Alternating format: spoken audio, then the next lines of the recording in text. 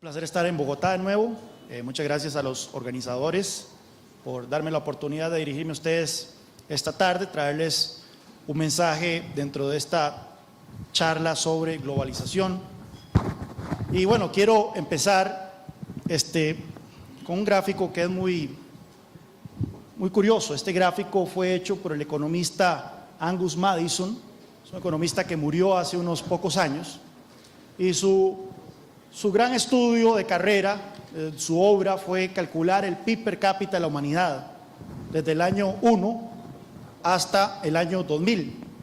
Mira qué curioso lo que encontró Maddison. Maddison encontró que por gran parte de la historia presente de la humanidad, después de Cristo, el ingreso per cápita promedio de la humanidad fue el equivalente de $1 al día, más o menos. Eso es lo que el Banco Mundial estima como el umbral de pobreza extrema.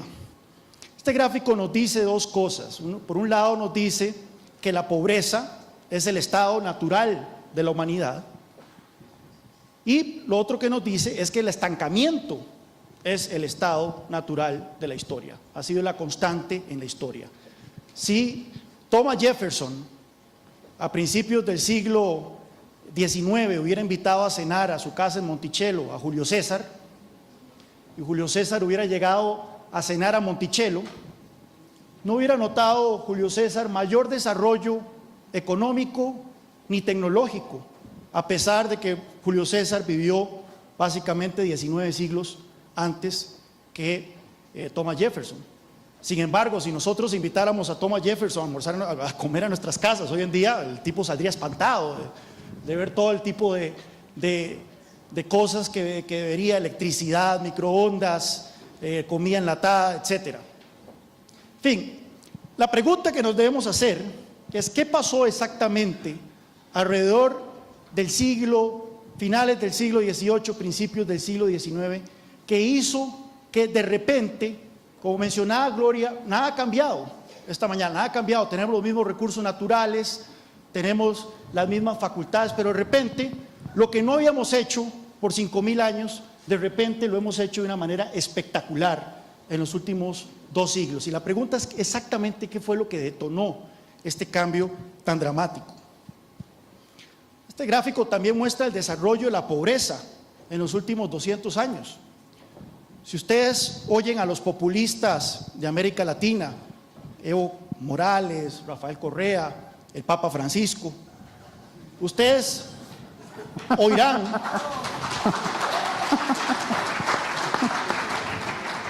ustedes creerán que vivimos en un mundo que cada vez está peor, de que vivimos en un mundo con más pobres, con mayor exclusión, con mayor miseria. Sin embargo, si vemos las cifras, son totalmente contrarias a lo que dice la retórica populista. Hace 200 años, el 85% de la humanidad vivía con menos de $1 al día, el equivalente de menos de $1 al día. Y esto ha venido cayendo de manera dramática, especialmente en los últimos 50 años. Es más, en los últimos 30 años hemos visto un fenómeno que nunca más se volverá a repetir en la historia de la Tierra, que es que 600 millones de chinos abandonaron la pobreza en tan solo 3 décadas. Esto es algo que nunca más volveremos a ver, y esto ha tenido consecuencias enormes, no solo para China, sino para todo el mundo. Nuevamente nos tenemos que preguntar qué ha sido el ingrediente que ha causado este cambio tan radical en relativamente poco tiempo. Bueno, ha sido el crecimiento económico. Hace 1 año y medio más o menos, salió este estudio de 3 economistas del Banco Mundial que analizaron en los últimos 40 años los ingresos de 118 países y encontraron que cerca del 80% en la mejora de los ingresos del 40% más pobre en estos 118 países se debía a crecimiento económico, y únicamente un aproximadamente 20% se debía a programas redistributivos. Es decir, el crecimiento económico es el mejor programa antipobreza que hemos descubierto. Sí, los programas redistributivos, como hemos visto en América Latina, pueden jugar algún papel para ayudar a personas que no pueden salir por sí mismas de la miseria, pero para ayudar al grueso de la humanidad a salir de la miseria y a prosperar, la receta es el crecimiento económico. No solo eso, sino que este estudio también encontró algo también muy interesante, y es que encontró que cuando la economía de un país crece 7%, los ingresos del 20% más pobre de la población de ese país crece 7%. Si un país crece 10%, los ingresos del 20% más pobre de la población crece 10%. Es decir, los ingresos de la población más pobre, del 20% más pobre de un país, crecen al mismo ritmo que el crecimiento de una economía. Mucha gente se mofa del concepto de la teoría del derrame, pero la evidencia la sustenta. Si una economía crece 10% anual durante 30 años, como lo ha ocurrido en el caso de China en las últimas 3 décadas, efectivamente los ingresos de la gente más pobre crecen en promedio 10% anual, y eso es lo que explica la salida de la pobreza de cientos de millones de personas en ese país. La pregunta entonces que tenemos que hacernos ahora, habiendo descubierto el agua tibia, es ¿qué genera el crecimiento económico? Y es aquí donde quiero presentarles, si ya no han oído de esto, el índice de libertad económica, este trabajo que publica anualmente el Instituto Fraser de Canadá. Nosotros en el Instituto Cato de Washington lo publicamos. Es un trabajo que se viene haciendo desde finales de los años 70, impulsado por el economista Milton Friedman. Milton Friedman con sus colegas también tenía estas discusiones y decía, mira, tenemos literalmente cientos de años, como más adelante lo voy a enseñar, literalmente cientos de años hablando sobre cómo la libertad económica es la que genera crecimiento económico, sobre cómo la libertad económica es la que genera prosperidad, pero deberíamos poder demostrarlo empíricamente, deberíamos poder demostrarlo con un estudio, medir la libertad económica y ver si es cierto que la libertad económica genera prosperidad y crecimiento. Y es a partir de tertulias y talleres de trabajo que Milton Friedman y sus colegas diseñan el índice de libertad económica precisamente para medir las políticas económicas de un país y ver qué tan consistentes son con estos conceptos. ¿Cómo definieron la libertad económica? 5 grandes componentes de la libertad económica identificaron.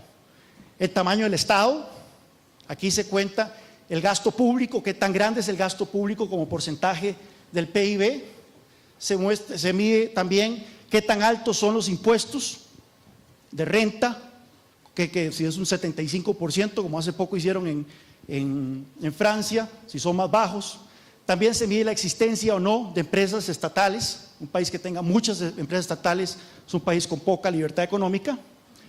Segundo gran componente es el respeto a la propiedad privada y el Estado de Derecho. Mucha gente acusa a los liberales de ser anarquistas, de no creer en el Estado, cuando en verdad un pilar fundamental de la libertad económica es que haya un Estado que haga cumplir las reglas del juego, que garantice seguridad jurídica, que haga cumplir los contratos, que garantice la protección a la propiedad privada, que reduzca el crimen a lo mínimo posible, con un sistema judicial independiente. Todas estas son las cosas que se miden en este apartado. Estabilidad monetaria, básicamente que las autoridades de un país no inflen la moneda, que no haya inflación, que se le permita a la gente tener cuentas bancarias en otras divisas, si así desean. También está la libertad de comercio internacional, que haya aranceles bajos o no haya aranceles preferiblemente, que las regulaciones no arancelarias sean pocas, que la gente tenga también libre movimiento de capitales, pueda sacar la plata y meterla en un país, que también pueda visitar un país sin necesidad de contar con visas. Los liberales creemos en el libre movimiento de bienes, servicios, capital y personas, y ese son el tipo de cosas que se miden aquí. Y finalmente las regulaciones. ¿Qué tan fácil es abrir un negocio? Hay convenciones colectivas, hay salarios mínimos, cuáles son las regulaciones sobre el crédito, quién establece la tasa de interés, si es el gobierno, si es el mercado. Ese tipo de cosas es lo que se mide en el apartado de regulaciones comerciales, laborales y de crédito. Como ustedes pueden ver, el concepto de libertad económica es multidisciplinario. No se puede explicar por una sola política. Mucha gente cree que porque un país firma muchos tratados de libre comercio ya es un país con una economía liberal. No es así. El país puede firmar muchos tratados de libre comercio que si tiene altos niveles de inflación, que si tiene altos impuestos, que si tiene regulaciones asfixiantes sobre el sector privado, no es una economía liberal. Igualmente, mucha gente de izquierda, como veo que es el alcalde de Bogotá, pone a Suecia como un ejemplo de socialismo, por sus altos impuestos y por su alto nivel de gasto público. Pero si nosotros vemos el Estado de Derecho en Suecia, vemos que es uno de los países con mayor protección a la propiedad privada que existe en el mundo. Si nosotros vemos la política monetaria Suecia, veremos que es uno de los países con mayor estabilidad en su moneda. Si vemos la libertad de comercio, veremos que es una de las economías más abiertas al comercio. Y sus regulaciones son regulaciones que no asfixian al sector privado, sino que facilitan la creación de empresa. El problema con la izquierda en América Latina, cuando habla de Suecia como ejemplo, es que lo único que quieren copiarle son los impuestos y no quieren copiar los otros componentes que han hecho de ese país un país, de hecho, de los más libres económicamente del mundo y de los más prósperos. Tomando en cuenta estos criterios, asignando notas a cada uno de ellos, utilizando datos del Fondo Monetario Internacional, del Banco Mundial, del Foro Económico Mundial, Transparencia Internacional, etcétera, podemos entonces ver quiénes son las naciones más libres en materia económica. Podemos ver que Hong Kong, que no es un país, es una unidad administrativa autónoma, ha sido consistentemente, desde que se produce este índice, el territorio con mayor libertad económica. Una isla sin ningún tipo de recurso natural, sobrepoblado, pero que gracias a una administración británica que permitió básicamente un ambiente liberal de hacer negocios sin mayor interferencia estatal, tiene hoy un PIB per cápita más alto que el de muchos países de Europa occidental. Singapur, se ha hablado varias veces de ese país durante esta jornada. Nueva Zelanda, Suiza, Mauricio, Emiratos Árabes Unidos, Canadá, Australia y Chile y Finlandia empatados en número 10. ¿Ustedes ven algo en común? ¿Algún patrón particular en este top 10? No hay ninguno. Aquí tenemos países católicos, protestantes, budistas, ateos probablemente, tenemos chinos, tenemos árabes, tenemos África subsahariana, tenemos latinoamericanos, europeos. No hay ningún tipo de determinismo geográfico, racial, étnico, religioso sobre cuáles economías son las economías más libres del planeta. Otro punto interesante es que aquí no está Estados Unidos, el país que muchos consideran el imperio, ¿verdad? La cuna del capitalismo salvaje. De hecho, se encuentra en la posición 12 y ha venido cayendo en los últimos años en materia de libertad económica. Los peores 10, aquí sí vemos cierto determinismo geográfico, hay una cantidad importante, aproximadamente 5 países del África subsahariana, y vemos tristemente a 2 países de América Latina, Argentina y Venezuela, en esta lista infame. Ustedes se preguntarán, ¿y dónde está Cuba ahí? Bueno, como este índice se elabora a partir de datos fiables de organismos internacionales, si no existen datos fiables para calificar a un país, ese país no se incluye dentro del índice. ¿Cuántos días dura abrir una empresa en Corea del Norte? Bueno, no sabemos. Entonces no se incluye a Corea del Norte, no se incluye a Sudán, no se incluye a Cuba. Pero los países que tenemos información, Venezuela es el país actualmente con menos libertad económica. ¿Por qué es importante la libertad económica? Si nosotros tomamos los 152 países en el índice de libertad económica, los dividimos en grupos de 4 y analizamos sus PIB per cápita, veremos que los países con mayor libertad económica son significativamente más prósperos que los países con menos libertad económica.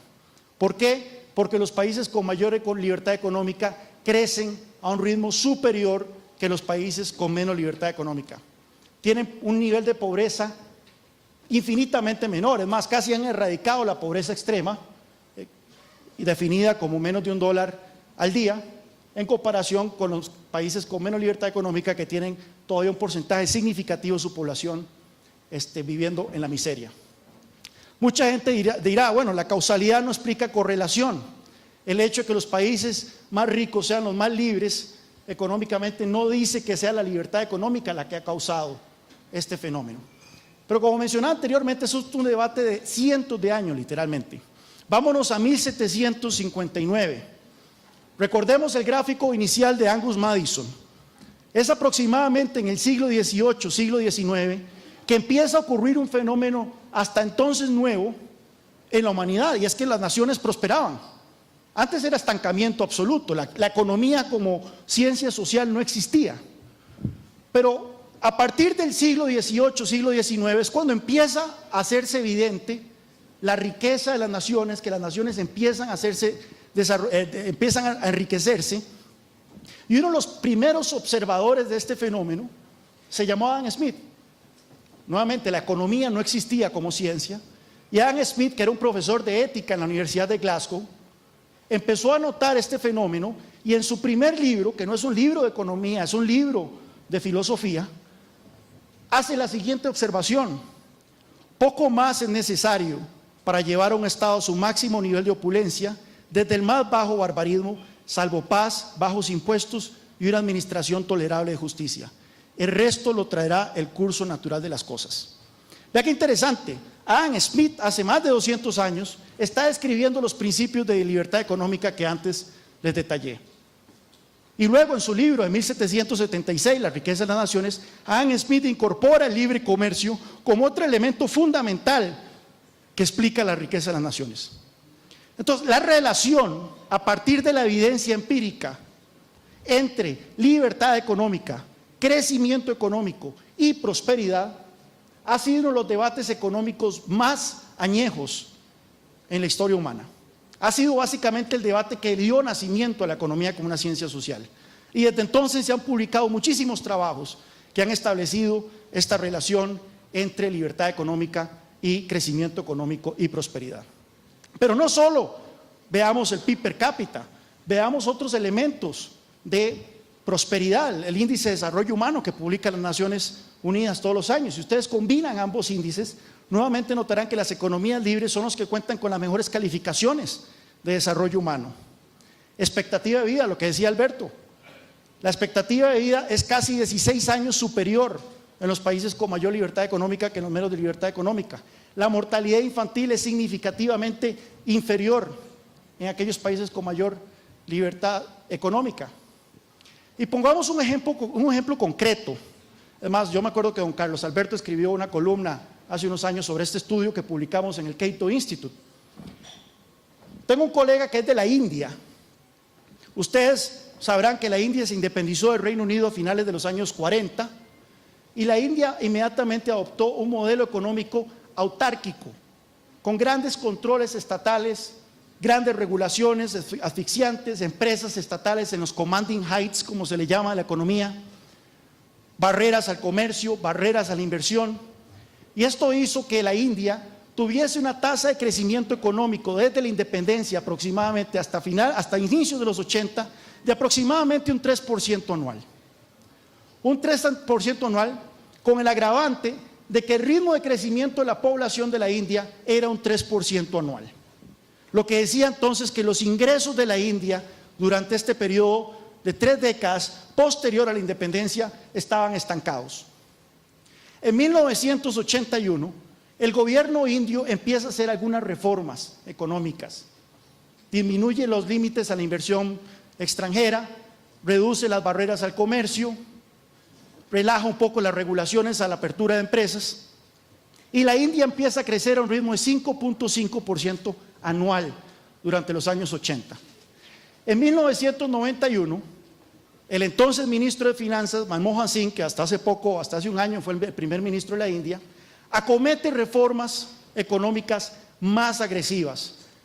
Elimina las restricciones a la inversión extranjera en muchas áreas, reduce los aranceles, privatiza empresas, elimina todas estas regulaciones que asfixian el emprendimiento, y la India empieza a crecer a ese ritmo del 7, 8, incluso hasta el 9% que vimos hasta hace unos años. Mi colega en el Cato Institute hizo el siguiente experimento y dijo: bueno, ¿qué hubiera pasado si las reformas tímidas de 1981 hubieran sido tomadas en 1971? Y el crecimiento que tuvimos en los 80 los hubiéramos tenido en los 70, y el crecimiento que tuvimos en los 90 y en los 2000 los hubiéramos tenido en los 80, 90 y 2000. Pero no qué hubiera pasado con el PIB per cápita, sino qué hubiera pasado con la mortalidad infantil, ¿Qué hubiera pasado con la pobreza?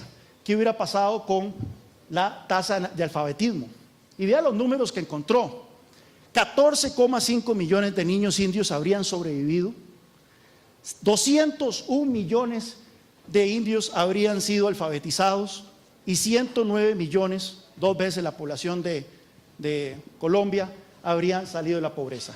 Tan solo si las reformas tímidas de 1981 hubieran tomado lugar apenas una década antes. Es por eso que el título de este estudio se llama El socialismo mata, porque efectivamente estamos hablando de una diferencia de vida o muerte cuando se trata de implementar o no estas políticas. Hay una relación también muy clara entre libertades económicas, la libertad económica y los derechos políticos y las libertades civiles. Mucha gente de izquierda dice creer en la libertad política, pero no en la libertad económica. Bueno, son dos caras de la misma moneda. Si nosotros comparamos el índice de libertad económica con el índice de Freedom House sobre libertades políticas y libertades civiles, vemos que existe también una correlación. Y lo que hemos visto a lo largo de la historia es que aquellas dictaduras que han liberalizado sus economías, por lo general, tienden a eventualmente democratizarse. Lo vimos en Chile, lo vimos en Taiwán, lo vimos en Corea del Sur y eventualmente lo veremos en China. Es uno de los grandes dilemas que tiene el liderazgo chino, que ellos quieren seguir creciendo a un ritmo saludable, pero saben que eventualmente la clase media que se está construyendo en China va a demandar libertades políticas. Y es por eso que los cubanos no quieren liberalizar su economía. Las reformas que ustedes ven ridículas en Cuba, donde ya usted puede ser un payaso o un reparador de botones sin ser un empleado estatal, van más tendientes a garantizar que la gente que está en el sector privado sobreviva, pero que no se haga próspera. ¿Por qué? Porque ellos saben que la prosperidad es el camino a la democracia. Y es por eso que el régimen comunista de la isla no quiere eso. Y bueno, el ejemplo aquí en América Latina es muy claro. Chile en 1975 no solo era una cruenta dictadura militar, sino que era el país con menos libertad económica de América Latina. Hoy Chile, según muchos criterios, es la democracia más consolidada de América Latina, con las instituciones más fuertes, y es la economía más libre de la región. Por otra parte, Venezuela, finales de los 70, junto con Colombia, las dos únicas democracias de Sudamérica, un ejemplo para todo el continente, y era el país con mayor libertad económica de América Latina en finales de los 70. Y vimos que el deterioro en libertad económica de Venezuela ha ido acompañado con un deterioro en las libertades políticas, y hoy Venezuela es una democracia solo en nombre.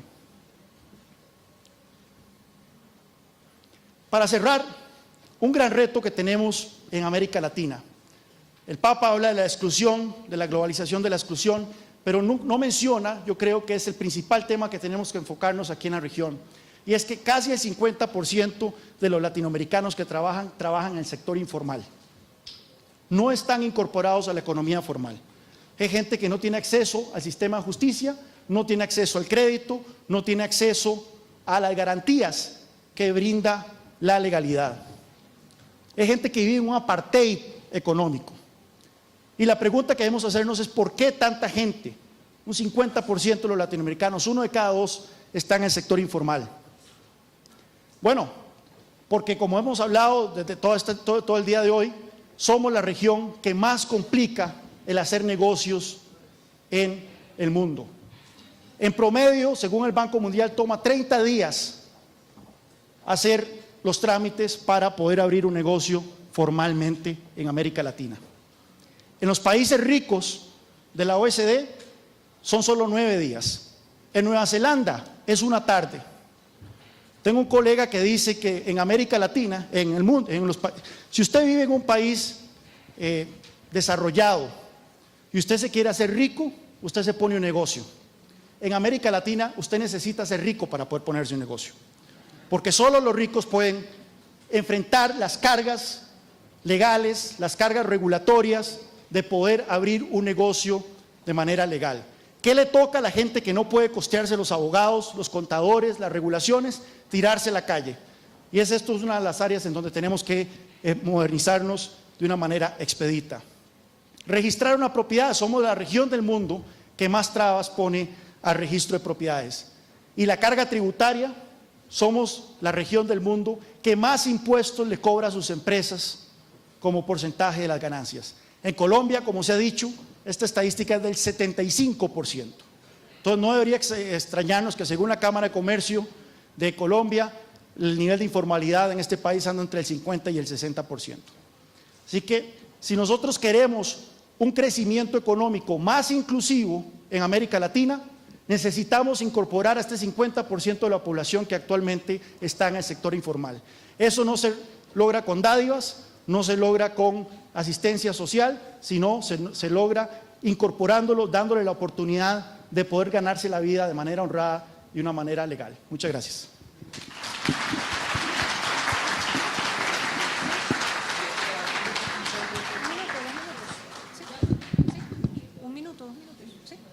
Muchísimas gracias, Juan Carlos. Alberto, ya pensaba que no nos quedaba ni un minutico pues, para poder comentar de esto. Yo diría que el denominador común entre las dos presentaciones es un temita que deberíamos abordar antes de terminar la sesión, y el tema de gobernanza. ¿Cómo es posible todo esto que vemos allí, tomando en cuenta la gobernanza y lo que eso implica en el sistema democrático? Muchos de los ejemplos de Singapur, en el caso de China, lo habíamos comentado, pues obviamente tienen unos sistemas que no necesariamente son los más democráticos posibles y que les ha permitido pues poder instrumentar el libre mercado en una forma con un control político. Aterrizándonos en América Latina, visto esto, uno ve por ejemplo Venezuela, que mencionabas ese caso. Venezuela adoptó las libertades económicas dentro de las libertades políticas y no habían pasado 2 años cuando hubo un golpe de Estado. Y ahora estamos donde estamos. Entonces, ¿cómo ven ustedes, aterrizando esto a América Latina, el tema de gobernanza, el tema de la responsabilidad social de las empresas que se globalizan? Porque al fin y al cabo la globalización viene, se inicia el libre mercado, el libre comercio, y son las empresas que lo llevan a cabo. ¿Cómo es la responsabilidad de esas empresas en su participación social y la promoción social dentro de sus organizaciones, en la sociedad civil, precisamente para apuntalar el tema de mejor gobernanza y de poder preservar la democracia? ¿Algún comentario, Alberto? Empiezo contigo. A ver, yo creo que esa pregunta que haces tú es realmente importante. Una cosa que yo creo que Juan Carlos y yo estaríamos totalmente de acuerdo al respecto es que una tasa de tributación del 75% contra las utilidades en una empresa en Colombia es simplemente inaceptable. Porque es que así uno no puede hacer un negocio con eso, porque es que no vale la pena, es demasiado oneroso, se va uno para otra parte. O sea, como eso es un hecho muy válido, también es completamente inaceptable cuando hay empresas que tienen beneficio con gente educada, etcétera, etcétera, y no hacen sino aprovecharse del sistema para no pagar impuestos. O sea, es algo que por ambos lados tenemos que seguir adelante en ese sentido, y todo tiene que ver con la cuestión de la honestidad. Y yo creo que la honestidad es una derivada, en cierta forma, de la educación. Entonces, mientras nosotros no logremos educar a nuestros niños y veamos una situación de deshonestidad tan importante como la que está existiendo en Colombia en este momento, bueno, siempre ha existido, porque seamos sinceros, entonces creo que va a ser difícil cambiar eso. Y eso es una de las, por ejemplo, muchos de los colombianos tenemos visiones contrarias a lo que se negocia en La Habana por exactamente ese punto. Que es que ¿qué mensaje manda uno cuando tú vas y explotas una iglesia, matas a 89 mujeres embarazadas y niños, ¿cierto? Y tú dices, no, yo no voy a pagar un solo día de cárcel, etcétera, porque yo simplemente lo estaba haciendo por el bien del pueblo. O sea, matar por el bien del pueblo vale.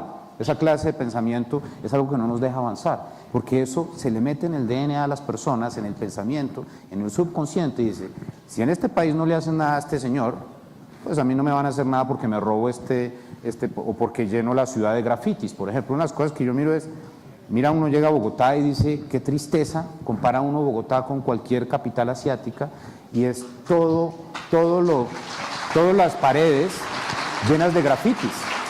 O sea, I love Jennifer, por Dios, metan al niño que pone I love Jennifer, lo metan a la cárcel por lo menos 10 días, Claro, para que pero aprenda a respetar la propiedad de la obviamente, sociedad, ¿no? Obviamente, pero en cierta medida también el rol del sector privado es Sí. fundamental dentro del tema de la colaboración a la gobernanza. Y esa parte, digamos, es la forma de incluir, de esa inclusión y no, digamos, el discurso efectivamente pues del Papa en contra del libre mercado y la globalización. Yo creo que la responsabilidad hoy en día del sector privado es mucho mayor, como tú bien lo mencionas, en el caso de pues también tener que pagar impuestos, pero no solamente eso, el Estado solo no puede tener las políticas de inclusión. Entonces, en ese sentido, tendríamos que ver de qué forma, por ejemplo, ustedes que están en la academia, plantean o miran el rol para efectos de una gobernabilidad que permite dar estos resultados en materia económica, cómo los otros actores de la sociedad pueden contribuir y jugar un papel importante. Sí, yo nada más quiero llamar la atención a no caer en la tentación del autócrata iluminado. Cuando vemos con ejemplos como el de Singapur o cuando incluso se habla de China, mucha gente saca las conclusiones equivocadas y dice, bueno, lo que necesitamos es un autócrata iluminado que venga a poner orden y venga a implementar políticas liberales en materia económica, pero manteniendo un firme control político, como lo que ocurrió en estos países. Yo creo que, bueno, el caso de Singapur es muy particular, yo creo que es casi que excepcional a nivel mundial, en donde efectivamente usted tiene un autócrata que tomó decisiones que enriquecieron a su país. Pero así como tenemos a este tipo en Singapur, que murió hace poco, tenemos a los Mobutu Seseko, tenemos a los Robert Mugabe, tenemos a los Velasco Alvarado, tenemos a los Kim Jong-il, tenemos a un montón, a una constelación casi que infinita de dictadores que no utilizaron sus poderes discrecionales para enriquecer sus países, sino para enriquecerse a ellos mismos. Claro, pero ellos no están en esos índices positivos, es decir, lo que vemos ahí que en esos índices positivos hay crecimiento económico, libertades económicas, pero también hay un cierto control político.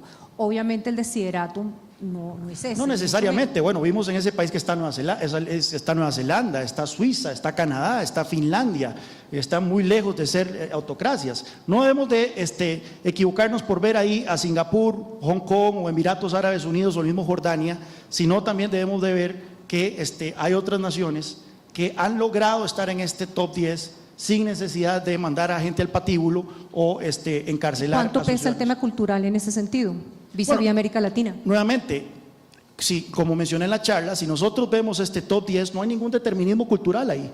Ahí tenemos musulmanes, tenemos chinos, tenemos latinoamericanos, tenemos europeos, anglosajones, árabes, tenemos negros, tenemos blancos, tenemos todo el calidoscopio humano. No hay ningún tipo de determinismo cultural, étnico, religioso que diga que simplemente porque nacimos en América Latina estamos condenados a no tener libertad económica, a ser víctimas Cuando del yo hablo del populismo. tema cultural, no solamente de dónde venimos, sino también la cultura dentro de la sociedad, porque ahí recuerdo bien en las cifras aparece Chile como entre de los más altos, sí, y Venezuela y Argentina dentro de los más bajos. Entonces, ¿hasta qué punto tenemos ese tema de cultura en el sentido de la forma de llevar la vida, no necesariamente el tema religioso? Es interesante, sí. Hoy en la mañana tuvimos una charla sobre la cultura. La cultura juega un papel, sin duda alguna. Hay una simbiosis entre cultura e instituciones. Las instituciones determinan la cultura y la cultura determina las instituciones. ¿Cuál es el huevo, la gallina? Bueno, ahí estamos en una discusión. Por ejemplo, vea, yo soy de Costa Rica. En Costa Rica tomamos una decisión en 1948 que fue abolir el ejército. Yo sé que es una decisión muy propia de nuestras circunstancias como país, pero nosotros dijimos, bueno, el único país que tiene un historial de invadir a otros en esta región es Estados Unidos, y de nada nos sirve tener un ejército porque siempre nos van a invadir, ¿verdad? Entonces, abolimos el ejército, que fue una decisión que tomó nuestro presidente en ese entonces, sin consultar con nadie. Fue una decisión, un cambio institucional impestivo, que en 60 años ha determinado la cultura del costarricense. Los costarricenses, y no lo tomen a mal, pero los costarricenses cuando viajamos a otro país y vemos gente en uniforme, sentimos cierto choque, ¿verdad? No estamos acostumbrados a ver a gente en fatiga en la calle. Me pasa en Estados Unidos, donde yo vivo, me pasa aquí en Colombia, en Centroamérica, etcétera. Bueno, ahí vemos entonces un ejemplo de un cambio institucional que terminó determinando la cultura costarricense, y lo vimos esta mañana con los temas de la diferencia entre Alemania del Este, Alemania Occidental, etcétera. Entonces, sí, puede ser que la cultura de un país atente contra la toma de decisiones, cierta toma de decisiones, pero no tenemos que tampoco descartar el impacto que los cambios institucionales terminan teniendo en la cultura de los países. Tengo solamente para una última pregunta. Alberto, ¿cómo ves tú la participación del sector privado en todo este tema de construcción de país, de construcción de democracia, de construcción de gobernabilidad? Tú que estás en el mundo internacional de las finanzas y que estás viendo muy de cerca pues, la globalización de todas estas empresas, ¿qué nos puedes decir en ese sentido y la solidaridad que de una u otra forma en estos tiempos se requiere también frente a los excluidos? A ver, Gabriela, te voy a contestar de una forma que quizás no le guste mucho a algunas personas del público, pero yo soy muy honesto con eso. Queremos tu pensamiento. Yo te digo una cosa, el objetivo número uno de una empresa es generar la maximización de las utilidades. ¿Para qué? Para que esa maximización de las utilidades signifique más inversión, más crecimiento, más empleo y más impuestos. Ojo, a una tasa menor, como en Irlanda, 12,5%, o como en Dinamarca, el 20%, no al 44% como en Colombia. ¿Para qué? Porque yo pienso que la empresa, si una empresa, o sea, una persona como Musk, que se inventó SpaceX y PayPal y todas estas cosas, es una persona que tiene una capacidad que viene del DNA personal de esa persona. Dios decidió que Elon Musk iba a ser el tipo que se inventaba los Teslas. Alberto Bernal jamás se va a inventar un Tesla, no puede lograrlo. ¿Tú sí crees en la responsabilidad social claro, empresarial? Pero ¿Y yo en qué creo forma? pero yo creo que yo en ese sentido pienso muy por el lado de Ayn Rand, digamos, en términos de la visión más libertaria al respecto, que es mi obligación como industrial, o sea, yo diciendo, mi obligación como industrial es dar la mayor cantidad de empleo posible en mi país, hacer la mejor cantidad de inversión para que mi país, en vez de tener 8,000 grandes contribuyentes, como en Colombia, 8,000 grandes contribuyentes pagan, creo que, presidente, acuérdenme usted, el 85% del ingreso tributario, una cosa así ridícula, a tener un país donde en vez de haber 8,000 grandes contribuyentes, tengamos 500,000 grandes contribuyentes y en eso tenemos tanto impuesto, tanto dinero, que podemos educar a todos nuestros niños y asegurarnos que ningún niño en este país duerma con hambre. Nuevamente, la mejor política social es una economía de alto crecimiento que genera muchos empleos, ojalá empleos formales y con un bajo nivel de inflación. Sin duda alguna, esa es una parte del pensamiento sobre la política pública, sobre la globalización. Hay otros que opinan distinto, la discusión queda abierta pues para siempre. Yo creo que todavía estamos in the making. Muchísimas gracias a todos por la participación. Perdón, presidente. Disculpe.